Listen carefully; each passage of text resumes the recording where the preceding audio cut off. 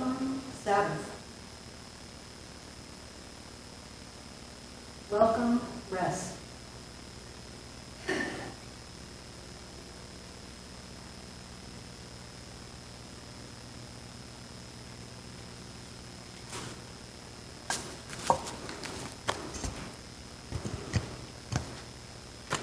Good morning. The two photographs you will see up front are of two of my favorite places to experience Sabbath rest. I think the first one is Lake Penisawassee in Maine. That's where I go usually at least once a year to visit my sister who lives on this lake. And the other one you'll see later on during my message is Lake Erie, the one that's easier to get to. Back in the 90s, during a time when I was an elder, I found one of my son Robert's books on Sabbath. It had been required reading for one of his classes. I was drawn toward the book, which is called The Sabbath, by Rabbi Abraham Joshua Heschel. And I have since discovered that that book is actually a classic on the subject. One of the ways I discovered this was when I chose two other books on the Sabbath to read in preparation for today. One from our church library called Sabbath, Finding Rest, Renewal, and Delight in Our Busy Lives, by Wayne Muller. I suspect that it was a donation to the library from our own in-house spiritual director, Beulah, as the notes and check marks looked really familiar. I don't know if I'm right about that, but I think so. The other is Soul Tending, A Journey into the Heart of Sabbath, by Anita Amstutz, who's a Mennonite pastor in New Mexico. Both of these books made reference to the rabbi's book.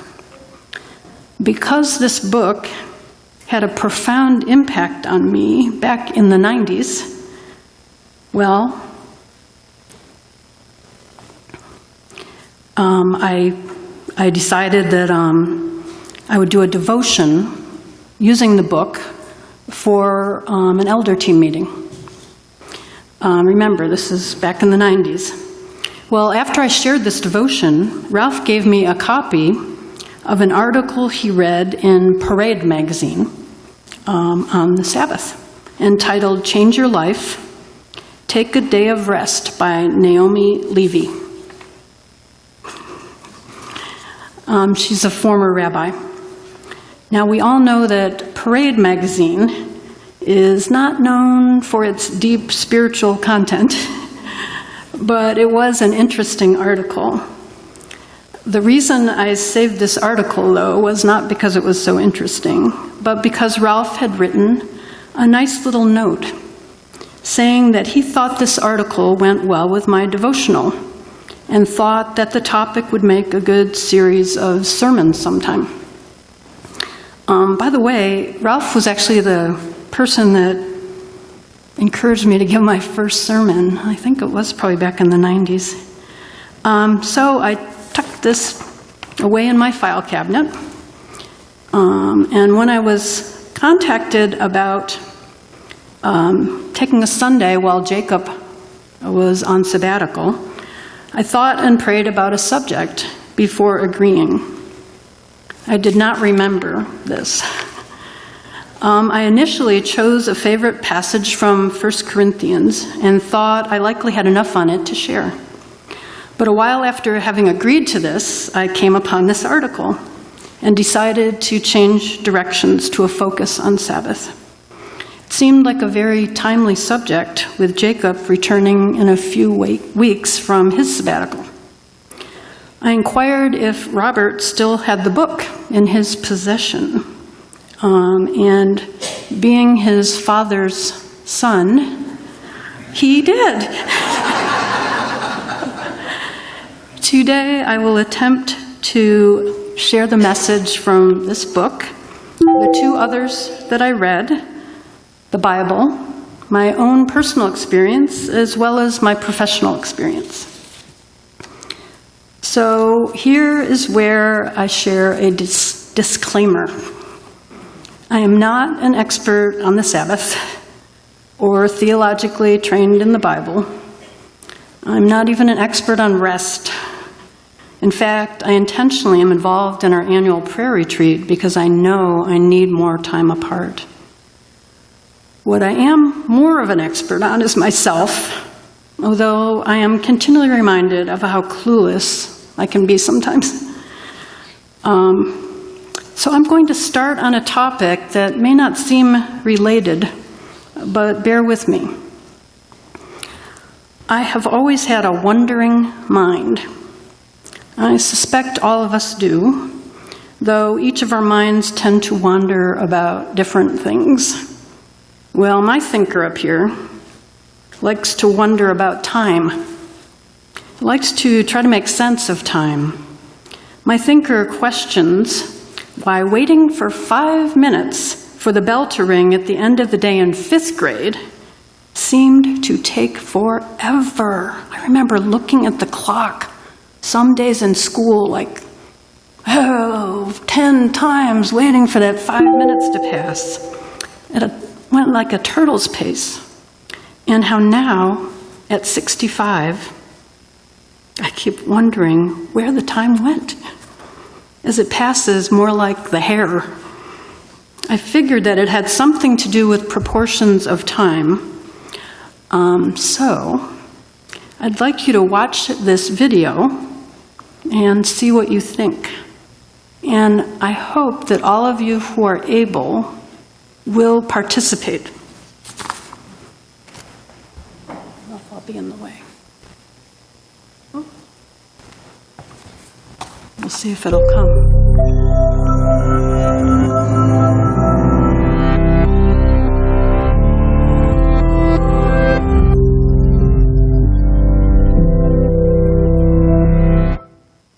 Hello, humans. My name is Matt, and for the next several moments you are going to listen to me. Sorry, I'm just joking. This is my normal voice. Have you ever taken direction from a mysterious voice on the computer before? No? Perfect. I want to try an experiment with you, but I can't tell you what that experiment entails because if I do, it won't work. You will just have to trust me. This will all make sense soon. Hopefully. If you're sitting down, stand up from your chair and take a step back. In a moment, I'm going to have you twirl around, so give yourself a bit of space. Need to move some furniture around? Take your time. I'll wait. On the count of 3, you're going to start hopping on one foot. Are you ready? 1, 2, 3. Hop, hop, hop, hop, hop. Nice work. Okay, while you're still hopping, I now want you to begin barking like a dog. Ruff, ruff, ruff, ruff, ruff, ruff. Wow, that's quite a bark. And a few more. Ruff, ruff, ruff. And 3, 2, 1, stop. Feel free to relax and sit back down. Now I want you to think about how much time passed between the moment I said go and you began hopping on one foot to the moment I said stop. Take a guess. I'm looking for an exact number of seconds or minutes. Now with a pen and paper, write that number down. All done? The exact time was actually 26 seconds. Did you overestimate? Chances are that you did. So what was the culprit? The culprit was time perception. Although we can make shockingly precise time estimates, when we experience something new, unusual, or dynamic, like hopping on one foot while taking instructions from a voice on the computer, or say, jumping out of an airplane, we often miscalculate how much time has passed. Meaning, if you bungee jump for the first time, your fall to the bottom may seem like it lasted for 10 seconds, while the recorded time may actually show that the jump only lasted for 5. The reason for this difference is, unlike your body's physical drop to the bottom, your brain's perception of time does not follow a straight line between 2 points. Some scientists even believe your brain follows more of a curved path that is dependent on the amount of information you take in as you fall downwards. For example, David Eagleman, a neuroscientist at Baylor College of Medicine, believes time perception is heavily influenced by the number of memories and data you record onto your brain. When you have a new experience, like jumping off a high dive for the first time, your senses are heightened. You're taking in more details about sights, sounds, and smells than you normally would. And you store more data onto your brain in the form of memories. So the more data you store in your brain, like the smell of chlorine as you leapt from the high dive, or the color of the water, the longer your perception of that experience. Meaning, the number of memories and data you record on your brain has a direct impact on how long you believe that experience to have lasted. Have you ever heard a person recount what it's like to be in a car accident? Although automotive accidents typically last seconds, those involved often say they felt the accident lasted far longer. Time perception can also account for why your childhood may seem to have lasted forever. By adulthood, a year can slip by in a heartbeat, but children record more data onto their brains. This occurs because many of the experiences we have as children are new and unfamiliar to us. The stack of encoded memories on your brain is so dense that reading them back makes you believe your experiences must have taken forever. Additionally, when you're 5 years old, 1 year is 1/5 of your life. But when you're 25, 1 year makes up 1/25, further altering your perception of time. And if you're an adult, think about a trip that you may have taken to a faraway land for the first time. Didn't those 2 weeks you spent exploring your surroundings seem to have lasted far longer than 14 days? Though time perception is rooted in both hard science and theory, it provides a great lesson for us on how to live our lives. I'm sure you have all heard that a person shouldn't sit on a couch and let life pass them by. Well, time perception tells us why that is. If you get up and engage with the world and have new experiences, and maybe even hop around on one foot and bark like a dog, you will literally perceive your own life to have lasted for a longer period of time.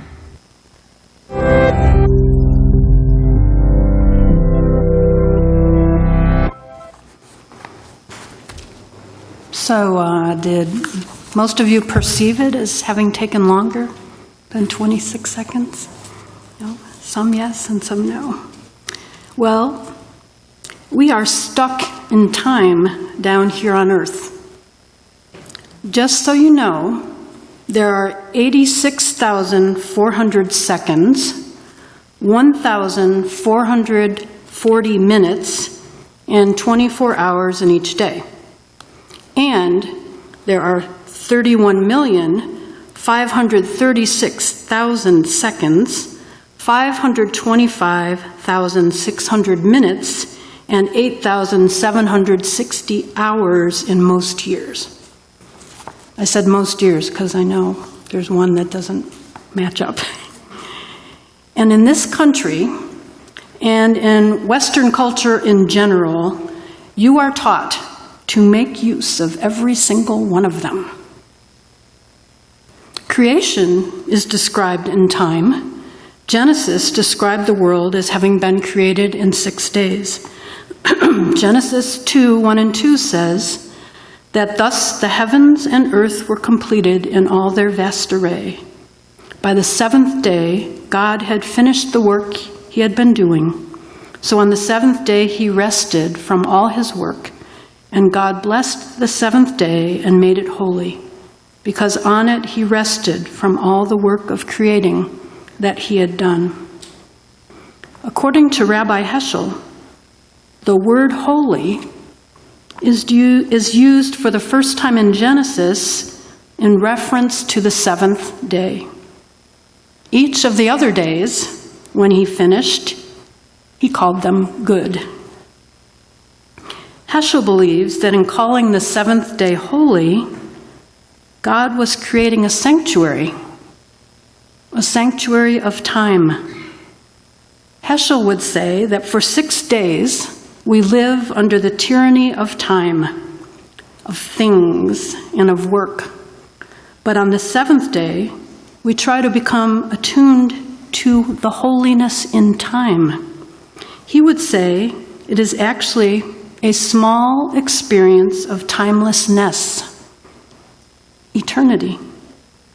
Psalm 90 verse 4 says that for 1,000 years in your sight are like a day that is just gone by, or like a watch in the night. And in 2 Peter, this same message is reiterated. But do not forget this one thing, dear friends. With the Lord, a day is like 1,000 years, and 1,000 years are like a day. Heschel sees Sabbath not as an interlude to rest up, or so that you are able to work harder on the other 6 days, but actually as a little taste of eternity. So let me share this again. Sabbath is a time of rest, but not for the purpose of enhancing our work. The purpose is to have a small experience of timelessness and eternity. We are stuck in time, and when we engage in Sabbath, we get to be timeless. The gift from God of a little taste of what the future will be like. This is a concept that was new to me in the 90s and continues to amaze me. The 10 Commandments instruct us in Exodus to remember the Sabbath by keeping it holy. 6 days you shall labor and do all your work, but the 7th day is a Sabbath to the Lord your God. On it you shall not do any work, neither you, nor your son or daughter, nor your manservant or maidservant, nor your animal, nor the alien within your gates. For in 6 days the Lord made the heavens and earth, the sea, and all that is in them, but he rested on the 7th day. Therefore the Lord blessed the Sabbath day and made it holy. Each of the Gospels tell of the times when Jesus was questioned about the rules that some, including the Pharisees, used to regulate what could be done on the Sabbath. They didn't like that Jesus and his disciples were plucking some heads of grain to eat, and that he would even heal someone on the Sabbath. In Mark 2:27, Jesus responded to this by saying, "The Sabbath was made for man, not man for the Sabbath." My focus today is not on promoting a legalistic view of the Sabbath, but instead to look at the benefits of practicing Sabbath rest by learning to enjoy the gift of timelessness that was made holy. According to Heschel, the Sabbath itself is a sanctuary which we build, a sanctuary in time. So we are not limited to Sunday. We have opportunities to experience timelessness whenever we choose. Sabbath is the permission on occasion to be free from the constraints of time, so valued by our culture. Because it is a commandment, we know that it has benefit, especially in today's world.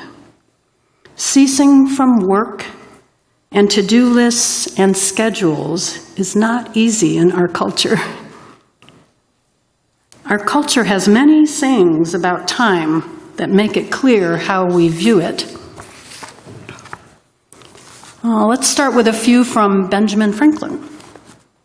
Lost time is never found again. Never leave until tomorrow what you can do today. If time be of all things most precious, wasting time must be the greatest prodigality.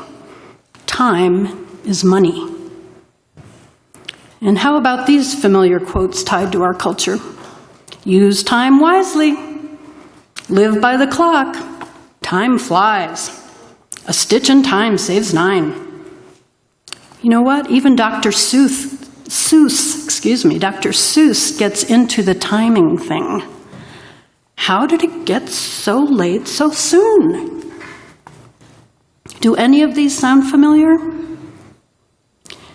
Now, the last thing we want to do is even turn the downtime of Sabbath rest into a to-do list, which is why I think Jesus responded to the Pharisees like he did. I don't think we want to make Sabbath a spiritual to-do list either. Going back to the 90s again, I participated in a 2-year spiritual formation class called LifeSpring. Thank you, Beulah. During one of our classes, we had some quiet time to reflect, and I had this vision of myself trying to swim towards God. This had been a very difficult time period in my life, and I was trying to make sense of it all. In this vision, I'm trying to swim towards God, really working really hard at it. And God says to me, I'm the water. He reminded me that all my spiritual strivings was not getting me closer to Him, that I just needed to float, to rest in Him. According to Heschel, the Hebrew tradition is to not use prayers of petition or penitence on the Sabbath. He says that Sabbath is not time to remember sins, to confess, to repent, but a time for praise. He cautions to abstain from the strain of service of God and instead rest as if all your work is done. Now, how hard would that be? To put aside a time and say, all my work is done. Okay, we'll talk about that a little bit later. It's not a day to strive towards anything. It's a time period to rest and enjoy God and His creation. Not to strive to get closer, pray more, read more, but appreciate what He has done for you. The challenge is to keep the time as special. Not another task, but something you look forward to. I will give you an experience that I have with keeping something that I value special. A lot of you know that I love to ride my bike. I have worked very hard at keeping it something special that I do. A little attempt at some Sabbath time. But what I find is that in order to do this, to keep it special, I can't attach shoulds to it. As soon as it becomes a should, it is no longer a break, no longer as pleasurable. But since a lot of people know that I like to ride, I have found that as I'm leaving work or talking to family and friends, they will say things like, oh, it's such a beautiful day, are you going to ride your bike? And they're very well-meaning. Their intentions are good. And Pete, I'm sure you'll get a chuckle out of this, but it tends to leave me to have thoughts like, oh, I should ride my bike today. But at least with Pete, he pretty much knows by now not to ask me this. Because I want to keep bike riding as something I look forward to doing, not something I should do. When I do ride my bike, I head out with the intention to be present, to practice a form of mindfulness. But the human muscle to be present is pretty weak. Just want you guys to know. And it doesn't take long before I fall out of the timelessness of being present, and I find myself thinking about work, or a conversation I had with someone, or thinking about things I need to get done, like preparing for this sermon. But because I know that this muscle is weak, and that it is very easy to fall out of the present and into the past or future, I just gently bring my attention back to the beautiful green valley where I usually ride, and the songs of the birds, and the frogs, and the sun warming my shoulders. There are many little tips for practicing Sabbath, whenever you can fit it into your time-oriented lives. We cannot remove ourselves very easily from this time-focused culture, and you can't leave your time-focused brain. So my first suggestion is to be kind to yourself. Being timeless is not easy. In my bike story, I referred to the ability to be focused on the present as a muscle. And muscles do not get stronger without exercise. In my years of working as a counselor, I never met a person that benefited from beating up on themselves. Criticizing yourself or falling into the shoulds is counterproductive. So reminding yourself when this thinker up here keeps sliding into time and thinking of things, be gentle, and when you notice, just steer yourself back to the present and what you are trying to enjoy. You could pick a phrase like, "There is nowhere else I need to be. No one else I need to be pleasing." But remember to not say it as a criticism, or else it will not have the same benefit. Another tip that could be helpful is to begin any of these Sabbath moments with a ritual. We know that the brain benefits from little reminders of its present purpose. It helps switch our focus from doing and accomplishing to just being and focusing on what is. I began today with the lighting of Sabbath candles. The Hebrew tradition has a number of different rituals like that, all of which help the person practicing Sabbath rest to slowly move into the slower pace. So you can use a candle, a prayer, any ritual action. Muller, one of the books on Sabbath I read, suggests choosing one common act during your day to serve as a Sabbath pause, just a pause.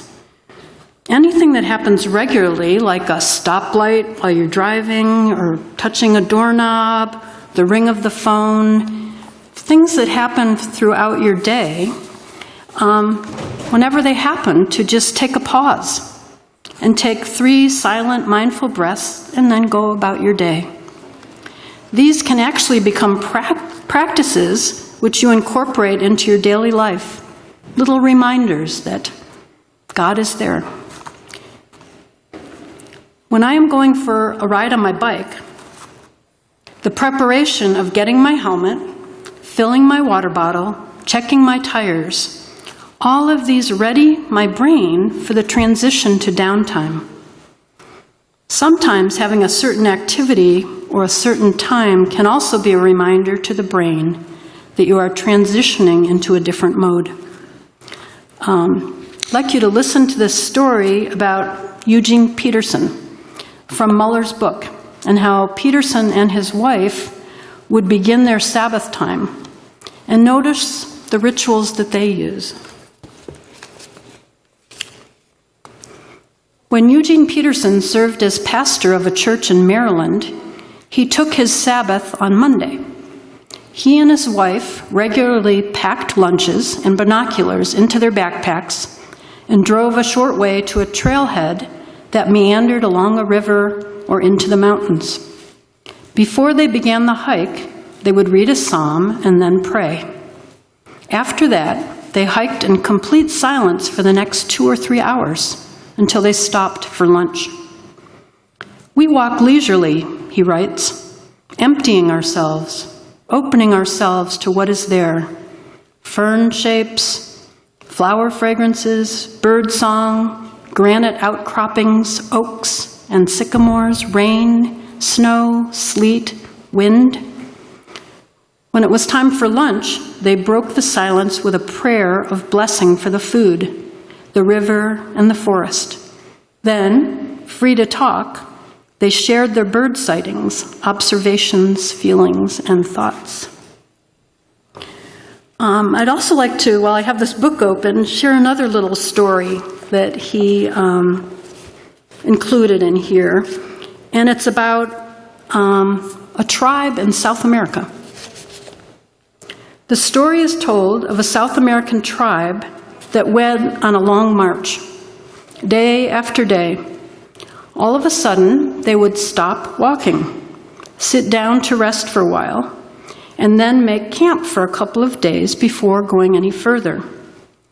They explained that they needed the time of rest so that their souls could catch up with them. It's kind of an interesting concept. Nature is also helpful in the practice of Sabbath rest. Research has been finding that nature is good for you. Surprise, right? How many of you already knew that? It has a positive impact on your health by reducing stress. It has been actually found that exposure to green space significantly reduces people's levels of salivary cortisol, and that is what we call the stress hormone, and that it's a physiological marker of stress. So it goes down by being in nature. Nature may even provide exposure to healthy bacteria that may impact the immune system and reduce inflammation. Other research has found that just noticing nature increases general happiness and well-being. Enough on research. From my experience, it is much easier to be present when surrounded by nature. It's easy to see God in nature. I think your senses are being exposed to sounds, sights, and smells that help keep you aware and focused. Which brings me to another suggestion. God gave us senses with which we can enjoy nature and other things. These senses can be very helpful in bringing our attention to the present. Our brain, this thing up here, is constantly thinking. Experts estimate that our minds think between 50 and 80,000 thoughts a day. That's a lot of thinking. Nature offers the opportunity for observation, something that helps the tendency to get caught in our thousands of thoughts less likely. Some researchers actually believe that television and computers are so addicting because they give us pause from the constant chatter of thoughts in our head. The last one I'd like to talk about is gratitude. Anita Umstutz, in her book, Soul Tending, feels that gratitude is medicinal. Many people practice writing down things they are grateful for in a gratitude journal, and there's reason for this. God gifted us with this great problem solver up here. It's really a great problem solver. What do you think these problem-solving brains focus on? Problems. Your brain is naturally busy solving things, finding things that are wrong, right? Negative things, solving what to eat for breakfast, what to wear, what needs to be done today, bigger things like solving the world's problems. So good luck trying to get this problem solver to stop solving problems. That is why we have to intentionally choose to focus on the good, the holy, what we are grateful for. And kindness is so important as we work at taking times of Sabbath, because your brain will automatically focus on things it thinks it should be solving. We know that brains also like habit. If you begin to practice Sabbath, sometimes your mind will be less focused on solving things because you're creating neural pathways in your brain that will fire, that I like to think of as muscles in the brain. Our brain catches on to things over time. So, in closing, I would like to share poetry from two different authors. When I was participating in that spiritual formation class back in the 90s, I came upon some lines from a poem entitled Aurora Lee by Elizabeth Barrett Browning. It continues to speak to me, and so I'd like to share it. Earth's crammed with heaven, and every common bush afire with God. But only he who sees takes off his shoes. The other poem that I want to share is by one of my favorite poets, Wendell Berry. I'm sure most of you are familiar with this poem, but it always speaks to me. The Peace of Wild Things. When despair for the world grows in me, and I wake in the night at the least sound, in fear of what my life and my children's lives may be, I go and lie down where the wood drake rests in his beauty on the water, and the great heron feeds.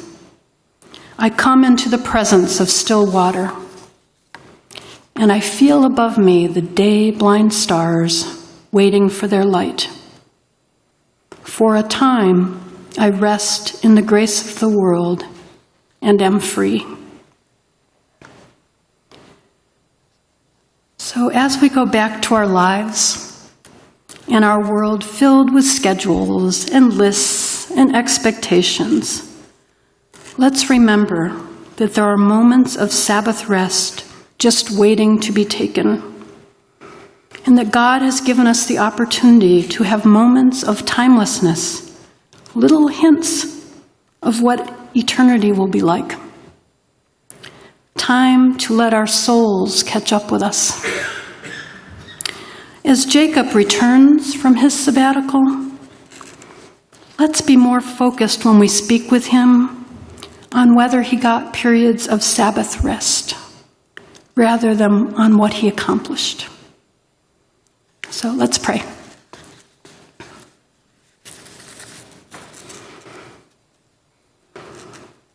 Dear God, thank you for the permission to rest. Help us to rest and to catch glimpses of what it will be like someday when we are no longer creatures of time and instead experiencing eternity. Amen.